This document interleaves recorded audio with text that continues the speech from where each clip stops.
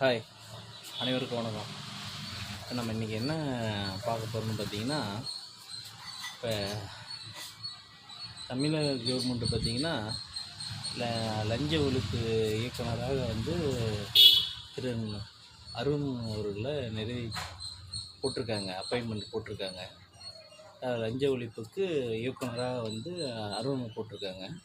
அவர் ஏற்கனவே பார்த்திங்கன்னா அருண் கோர்ட்டே கூப்பிட்டு அவர் கண்டனம் தெரிவித்து ஒரு குண்டாசில் கண்டனம் தெரிவிச்சிருக்கு. ஏற்கனவே காத்திருப்பு பட்டியலில் வச்சுருந்தீங்க, மறுபடியும் தூக்கி அவரை இதில் போட்டிருக்கீங்க, லஞ்ச ஒழிப்பு இயக்குனராக. இது எப்படி முன்னாள் கவர்மெண்ட்டுக்கு அவர் சாதகமாக இருந்தாருன்னு பல தரப்பு கருத்து உண்டு. முன்னாள் கவர்மெண்ட்டுக்கு இப்போ முன்னாள் கவர்மெண்ட்டுக்கு முன்னாள் அமைச்சர்களுக்கு தானே அவர் சாதகமாக இருப்பார். இப்போ பார்த்தீங்கன்னா லஞ்ச ஒழிப்பு யார் மேலே இப்போ லஞ்ச ஒழிப்பு நடவடிக்கைலாம் இருக்குதுன்னா முன்னாள் அமைச்சர்கள் மேலே தான் எடுப்பாங்க. நீங்கள் அவங்களுக்கு சாதகமானவங்க அவங்கள போட்டிங்கன்னா அப்புறம் என்ன பண்ணுவாங்க? அதனால் தமிழக முதலமைச்சருக்கு ஒரு சிறிய இது மூலம் ஒரு வேண்டுகோள். பல பேர் இதை எதிர்ப்பு தெரிவிச்சிட்டாங்க. இது ஏன் மாற்றாத இருக்கீங்க? ஏன்னா இவர் மேலே ஏகப்பட்ட கம்ப்ளைண்ட் இருக்குது. அவர் கம்ப்ளைண்ட் உள்ளவரை ஏற்கனவே நீங்கள் அது லஞ்ச ஒழிப்பு இதுக்கு போட்டிங்கன்னா அது சரி வருமா என்னங்கிறது இந்த மக்கள் தான் யோசிக்கணும். ஏற்கனவே இவர் சீமானுக்கும் இவருக்கும் வாக்கியா தகர மாதிரி அவர் ஒரு அறிக்கை விட்டால் இவர் ஒரு அறிக்கை விட, இவர் ஒரு அறிக்கை விட்டால் அவர் ஒரு அறிக்கை விடுவார். இப்போ என்னன்னா நீங்கள் வேறு துறையை கூட ஏதோ ஒன்று கொடுத்துருக்கலாம். லஞ்ச ஒழிப்பு கொடுத்துருந்தா லஞ்ச ஒழிப்போட வேலை இயக்குனர் என்ன வேலை? அவங்க யார் யார் லஞ்சம் வாங்கினாங்க, யார் யார் ஊழல் செஞ்சாங்க அவங்கள அரெஸ்ட் பண்ணுறது, அவங்கள கைது பண்ணுறது இவங்க வேலை. நீங்கள் அவங்களுக்கு தொடர்பு அவங்களுக்கு சாதகமானவங்களையே நீங்கள் அவங்களுக்கு போட்டிங்கன்னா இது எதில் நீதி கிடைக்கும் எப்படிங்கிறது தெரியல.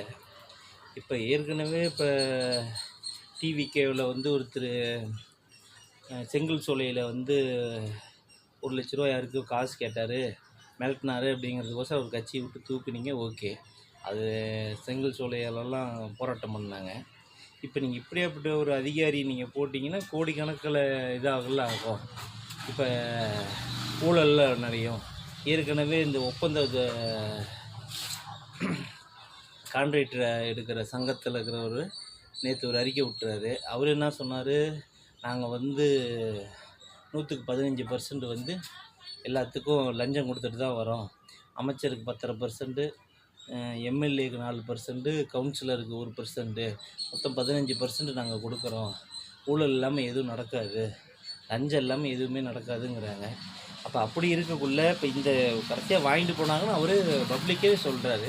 இதை விசாரிக்கிற அதிகாரி யார் மேலே விசாரிக்க முடியும்? நீங்கள் ஏற்கனவே கோர்ட்டு கூட அன்றைக்கி கூப்பிட்டு ஒரு குண்டாஸ்லேயே என்னமோ காலையிலேருந்து அந்த கேட்டு முடிகிற வரைக்கும் நீங்கள் இங்கே இருக்கணும் அப்படின்னு அவங்க கூப்பிட்டு இது சொல்லியிருக்காங்க. ஏற்கனவே கண்டனம் தெரிவிச்சிருக்காங்க. அப்படி அதிகாரியை நீங்கள் லஞ்ச ஒழிப்புத்துறையில் போட்டிங்கன்னா எந்த அளவுக்கு அது நீதித்துறைக்கு நீதி கிடைக்குங்கிறது தெரியல. ஏன்னா ஏற்கனவே அவர் தமிழ்நாடுக்கு முழுக்க தெரியும் அவர் முன்னாள் கவர்மெண்ட்டுக்கு சாதகமாக இருந்தவருங்க. அப்போ நீங்கள் ஏதாவது ஒரு ஊழல் பண்ணாங்க, அவங்க ஏதாவது கேஸ் எடுத்து மூவ் பண்ணணும்னா அவர் தான் பார்த்தாகணும். இது எந்த வழியில் போய் செய்யணுங்கிறது தெரியல.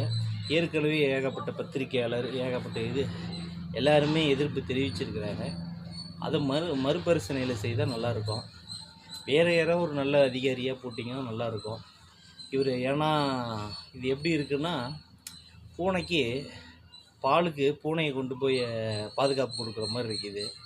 அது பூனை அது குடிச்சிட்டு பாதி குடித்ததுக்கு எவ்வளோ குடிச்சதுன்னு கண்டுபிடிக்க முடியாது. அந்த மாதிரி தான் இதுவும் இருக்குது. ஏன்னா இவர் ஏற்கனவே இவர் மேலே ஏகப்பட்ட கம்ப்ளைண்ட் இருக்குது. கோர்ட்டை கூப்பிட்டு கண்டனம் தெரிவிச்சிருக்கு, எல்லாம் பண்ணிருக்குது. அவர் முன்னாள் கவர்மெண்ட்டுக்கு அவர் ரொம்ப சாதகமானவர் அப்படின்னு போட்டிருக்கு. இப்போ ஊழல் அவங்க மேலே தான் சொல்லுவாங்க, அந்த இதில் ஊழல் பண்ணியிருக்கேன், இந்த ஊழல். அப்புறம் அவர் என்ன பண்ணுவோம்? அவர் எப்படி மூவ் பண்ணுவார்? ஏற்கனவே முன்னாள் அமைச்சர் மேலே 1000 கோடி ரூபா ஊழல் சொன்னாங்க. அப்போ இருந்தவரும் எதுவும் நடவடிக்கை எடுக்கலை. இப்போ அவர் அதில் போட்டிருக்கிறீங்க. யார் எந்த விதத்தில் இது நடவடிக்கை எடுப்பாங்கன்னு தெரியல. எனவே தமிழக முதலமைச்சர் இது கருத்தில் கொண்டு மறுபரிசீலனை செய்து ஒரு நல்ல அதிகாரியை லஞ்ச ஒழிப்புத்துறைக்கு போட்டால் கொஞ்சம் நல்லாயிருக்கும். இதன் மூலம் கேட்டுக்கொள்கிறோம். நல்லா யோசித்து பாருங்கள், சிந்திச்சு பாருங்கள். ஓகே, பாய்.